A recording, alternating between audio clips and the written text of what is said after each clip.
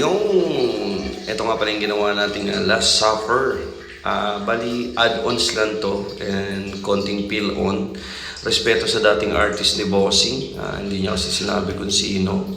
So, hindi to tapos. Tapos, dinagdagan natin, tina-chop na lang natin, dinark natin yung mga dapat i-dark, highlights, and then yung mesa. Tapos yung for those I love, I will sacrifice. Yan. So sa lahat ng gusto mo patato, is down to bill of layout and schedule, colored, black and gray, realism, cover up, Polynesians, portraits, pwede po tayo dyan. So, nag-enjoy yung client natin ngayong January 1 sa Bicol. Hindi siya nakauwi. So, ano gagawin?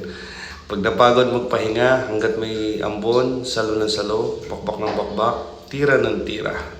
So, naghahanap tayo ng client ngayon, on the way agad. Pero baka simulan natin ng Mewo Strangers Tattoo. Yan, maghahanap tayo ng matatato ngayon sa labas. So, pagka-upload ng video to, comment kung saan tayo pwedeng pumunta or gusto magpa-tattoo, be my first client tattoo this year. Simulan ng taon ng masipag para tuloy-tuloy ang blessing. Palabas na ang ating Mewo perfume. Maraming salamat sa nagtitiwala. Medyo na-delay yung labas dahil sa holiday season. So, wala namang may kagustuhan yan. So, Mewo always on the go. Yan po yung number natin, Gcash natin. And thank you sa ABBA, Tattoo Supplies, ABBA Machines, Blue Novo Eco Cartridges, Tech Product Philippines, at MLC Tattoo Supplies. Happy New Year po sa lahat and thank you Lord.